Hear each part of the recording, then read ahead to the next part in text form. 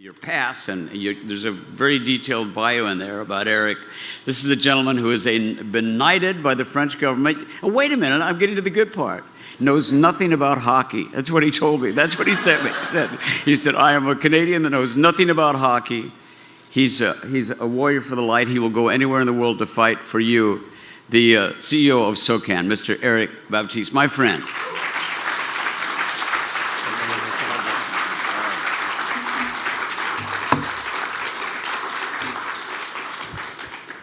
The great Paul Williams, great friend of mine, great friend of all the creators in the world.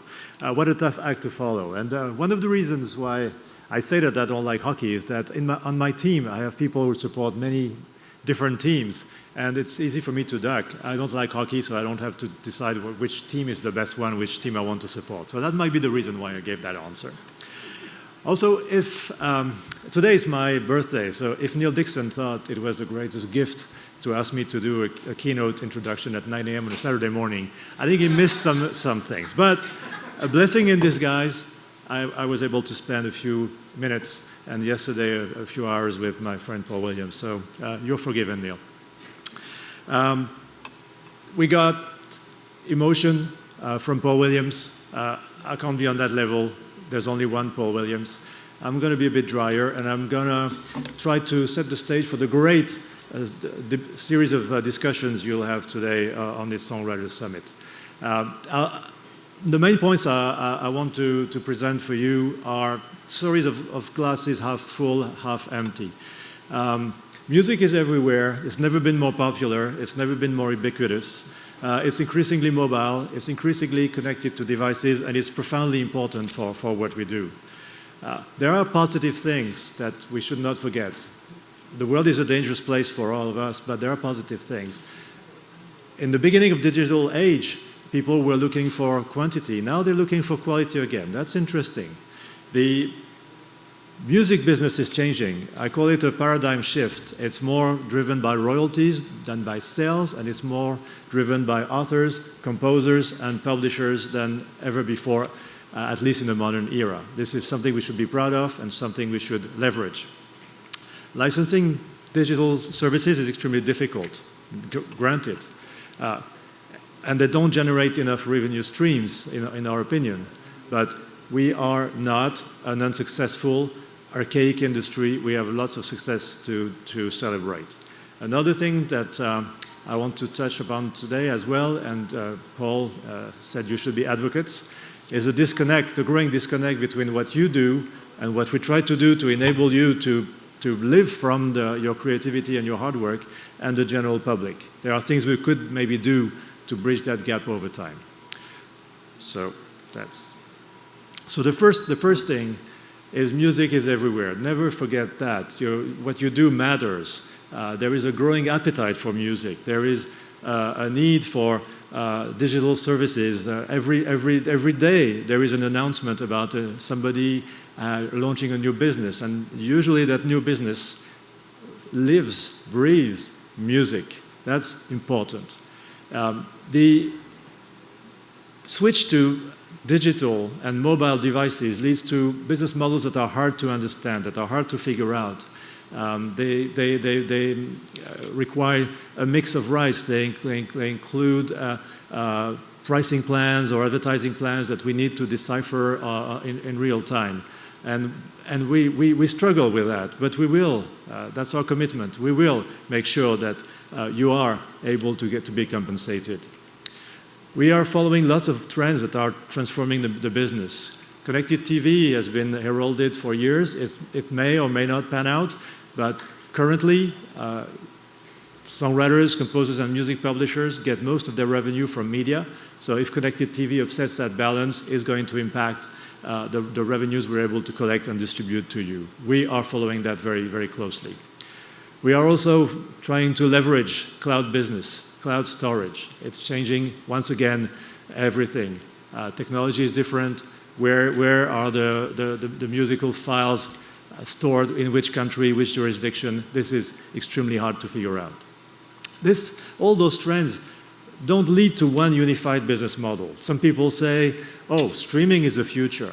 Some people say downloads are the present and the future as well.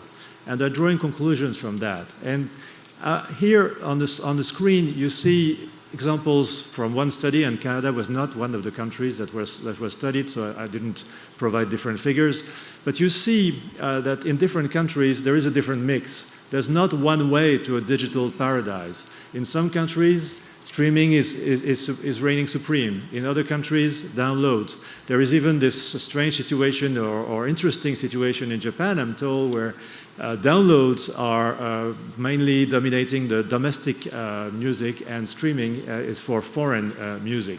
So it's still in flux. People are still figuring out what they want to do with the new models. So we, as licensors of your creations, we should keep an open mind and be willing to license and monetize all those emerging business models without having preconceived ideas.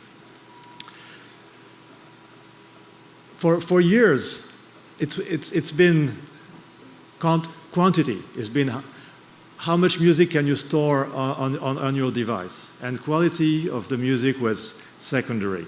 I know for many of you it was heartbreaking. You spend so much time thinking about your music, speaking about your words, and to have them compressed, crushed into those tiny sounding files was really tough. Now, lots of studies and also market trends, the explosion of high-end audio devices, headphones, soundbars, show that music quality, sound quality is once again something that the public is looking for. It matters, in my opinion, not just because it's good for the makers of those devices, but it matters because if you're looking for high-quality music and you're moving away from the all-you-can-eat buffet and you're going to a more gastronomic restaurant, you might realize again that the music you're enjoying has value. And if you're agreeing that music has value, maybe you want to be able to pay for it one way or another, or to support business models that are legitimate, ad-funded, making sure that the creators of music and their publishers get compensated. So this is new, in my opinion, and this is good news. At the end of the day, we are fighting for you. We are at SOCAN and other organizations here and around the world. We make sure that whenever a business uses your music to grow their own business, you get a share of that wealth creation. Today, SOCAN at least, it's about audio on traditional media. Most of our revenues are coming from radio, TV stations, cable stations. And that's hugely important. We want them to remain successful.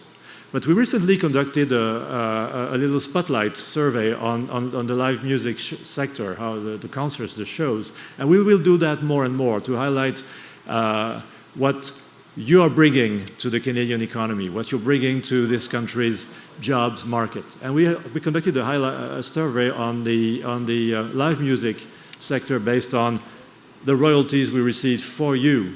And we can confirm that this is a growing activity.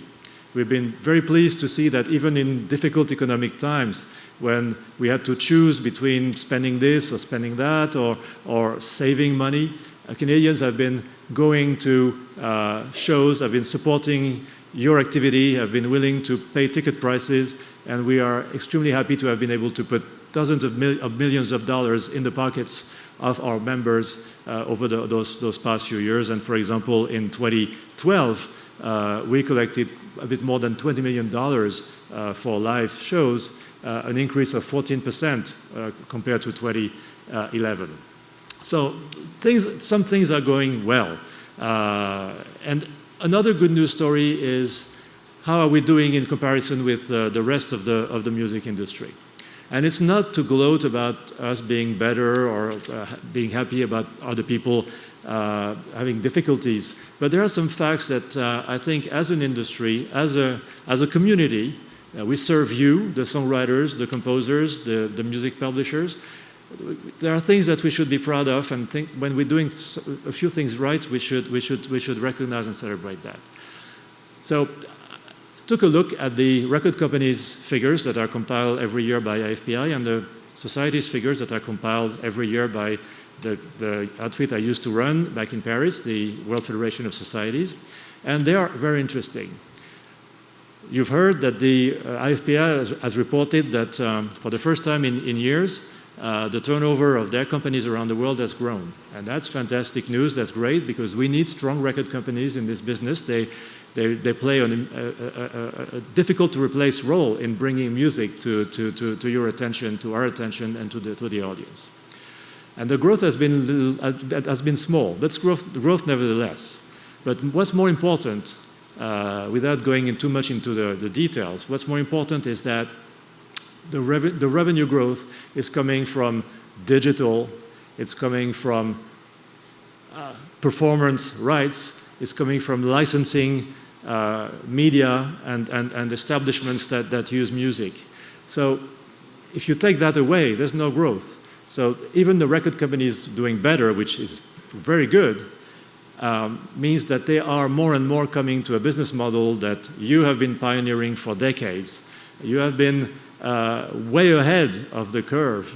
Yeah, songwriters, composers, music publishers, and their societies, they're not backward-looking businesses. We invented the business model of the present and the business model of the future.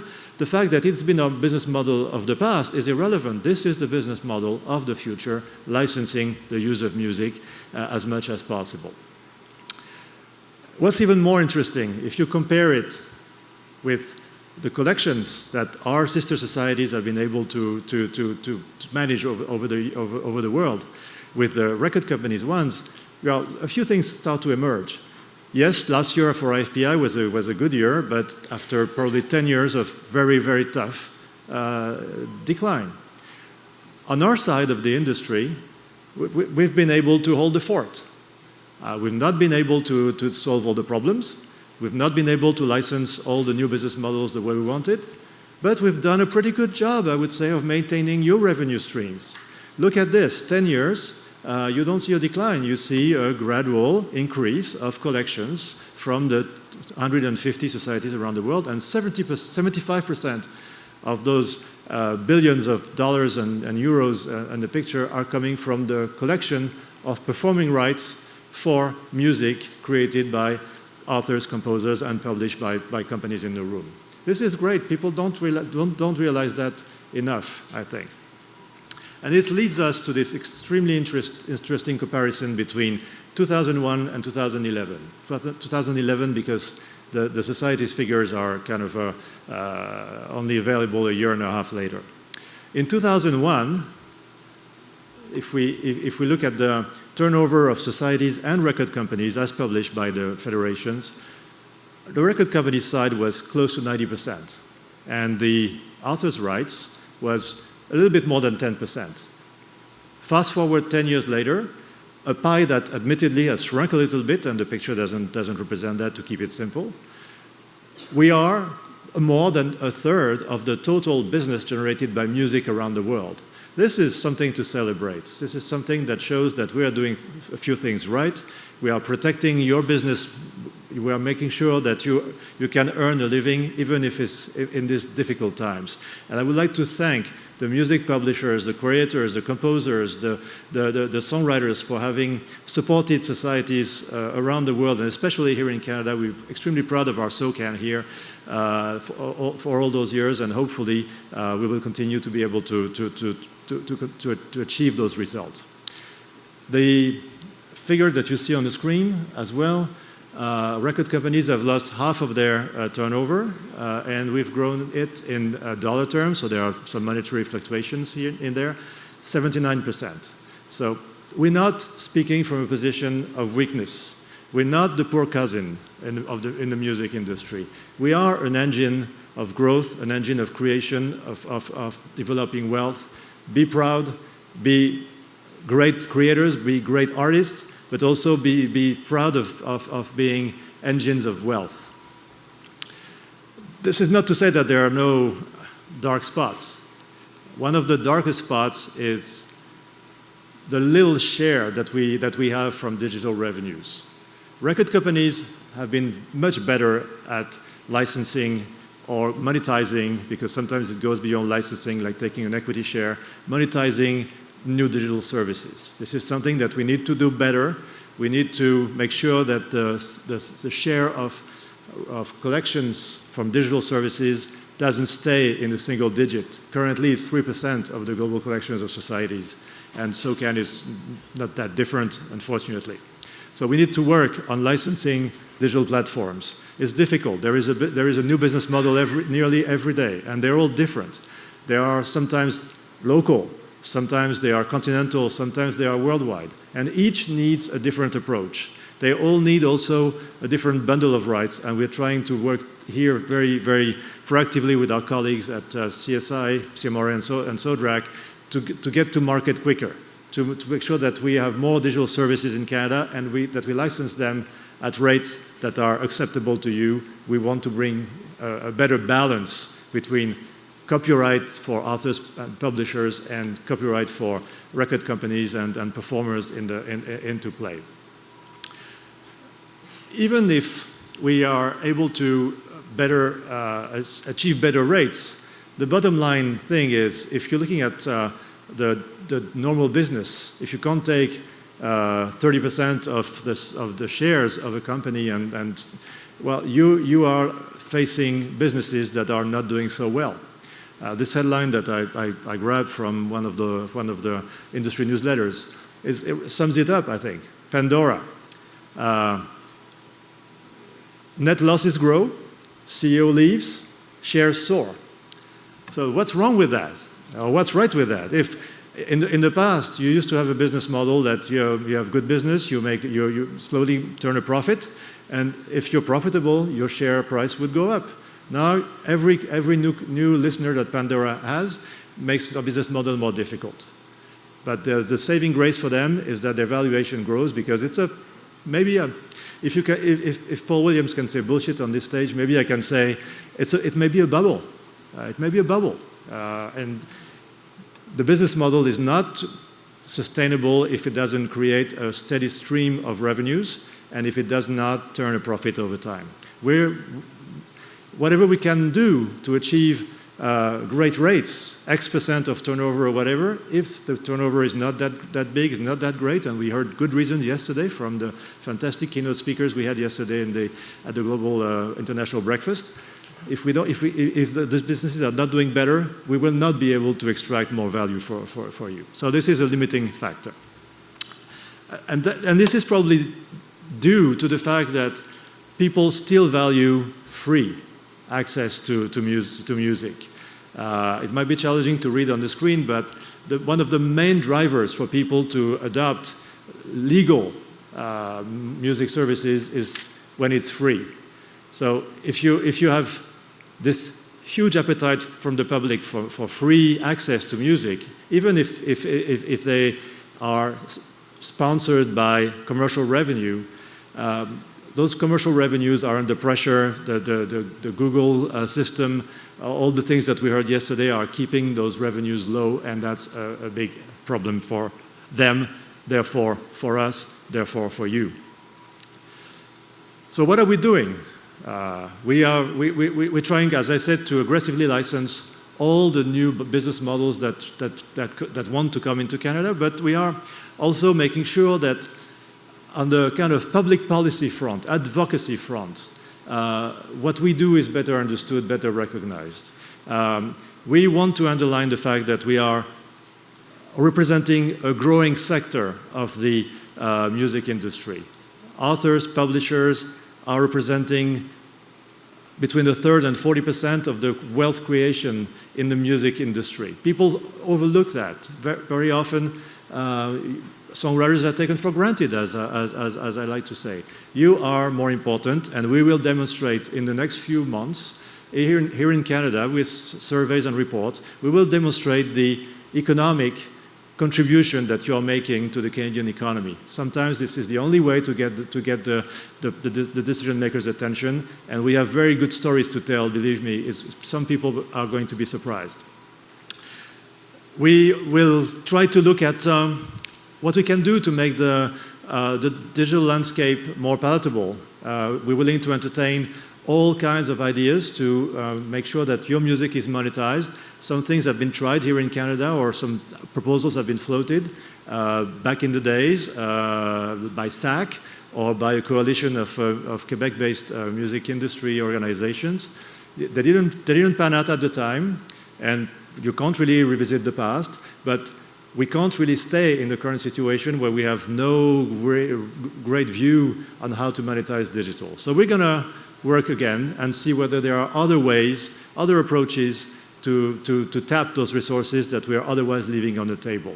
We're not record companies. We can't take equity shares in new services, and I'm not sure if we could, we would want to, but there might be other alternative paths that we would want to explore together to make sure that technology companies, telecommunications companies are not the only ones profiting from this popularity of music. And we need to confront as well, as a community, the societies, but also the associations, this growing gap between us, you, and the public. Not you as creators. You're extremely popular. You're extremely well-liked. But when we start saying that, hey, well, you need to earn a living, then the temperature cools down a little bit. So we need to confront that head-on, but not in an aggressive way. We need to have a dialogue with the public. We need to talk to them. Can we overturn this public sentiment that is increasingly turning against us? Well, no, it's not personal, guys. We love your music, but we can't support those levies, or we can't support the more regulation. We need to have the public understand that without what you do, their life would be a little bit less fantastic. Also, we need to confront the question, can we hope that politicians will defend us? Have we lost politicians forever? Well, I think we have never lost anything forever, but it's true that it's extremely challenging today to talk to any decision maker about supporting copyright. I don't want to be partisan or whatever, but think of the last election and the ads we saw on TV about copyright. They were not supporting you. They were not supporting your business. They were using you as a way to lure voters to some parties. This is a problem we need to confront. We need to find solutions. And there is an interesting divide in public opinion. Here again, it may be a challenging table to read, but the gist of it is that the public, they generally know that music has value, music should be compensated, music creators should be compensated, but they don't want, that's where they're not completely consistent, they don't want aggressive measures to prevent access to sites that are not completely compliant. So we need to confront this reality and try to see what we can do to reassure the public that it's not against them. It's against the businesses that are using them as shields, using them as pretext to grow their profits, using your music for free, stealing it, and pretending that they're doing it in the name of freedom. No, the freedom to steal is not freedom. It's a crime, period. Politicians, Catherine Sykes-Bear quoted my good friend Jean-Noël Tron, the CEO of SACEM, my colleague, and I've used one of his terms on that slide. Governments have been mesmerized by IT. There are lots of issues that you're very familiar with about governments here. I won't go through all of them, but we need to understand why we've not been able to win those battles. Why Google is able to say that they're fighting for you as a member of the public. Why supporting RIM is more important, BlackBerry, sorry. Supporting BlackBerry is more important than supporting you. After all, it's fantastic for Canada to have been able to have BlackBerry and RIM for so long. And I wish that they're able to become more successful in the future. But if they're not, it would have been a transient success, a fluke. It was great when it lasted, but it should not be supported at the expense of you guys, our songwriters, our composers, who have been able to generate steady incomes streams for Canada, who are icons around the world. The staying power that you represent is much more important than one company, however great its product at any given moment. You should be supported more than any technology company. So we will work along those things together with SOCAN, CMRRA, SODRAC, CMPA, APEM, SAC, SPAC, and the Guild of Composers. We will work together to advance our messages. Based on the strong economic arguments we can make, plus the creativity you represent, plus the emotion you represent, we have a few good things to say. We want to get more innovative business models in Canada. We want to work with the public to understand why why we are not connecting with them. How can we deal with this negative attitude towards copyright? Should we talk about copyright? Is the term a bit loaded? Should we speak of creators' rights? Because you're still very popular. Copyright is not popular, but creators are extremely popular. So choosing the right words can make a big difference. Politicians around the world know that. Let's pick the words we want to use and not use the words that our enemies are using against us. Find a way to move away from the pirates and thieves approach, but not give a free pass to the businesses that are stealing your creations.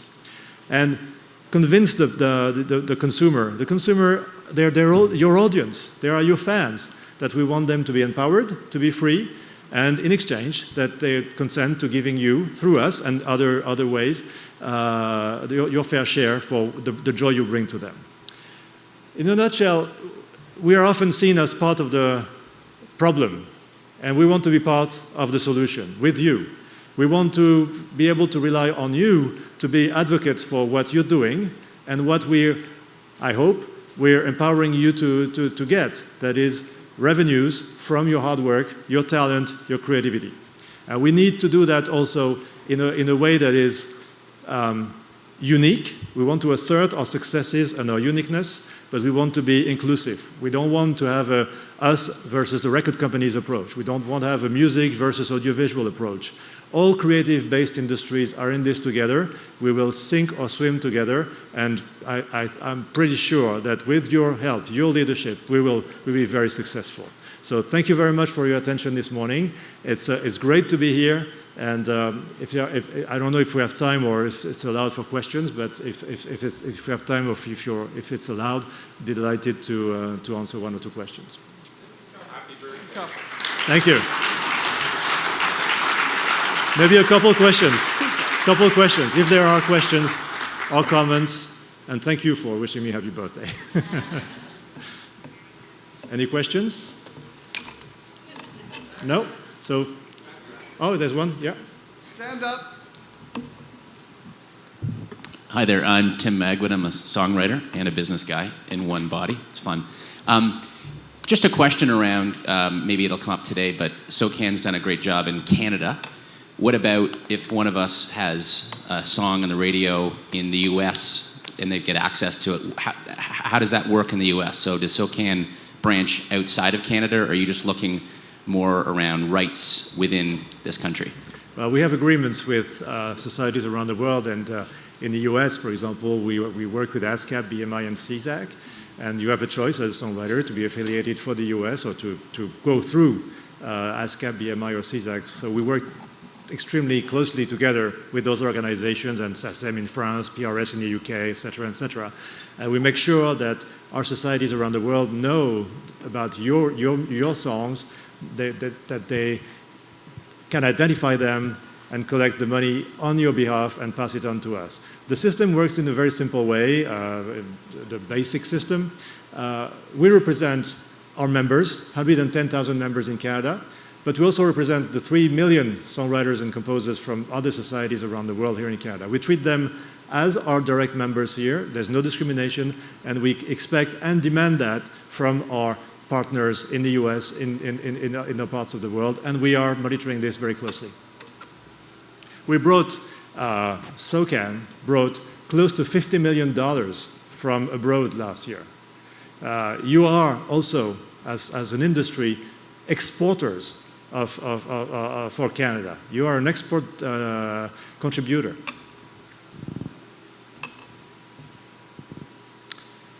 Okay, so thank you very much. It's been a pleasure. And I think the next speakers will be coming to the stage. Thank you.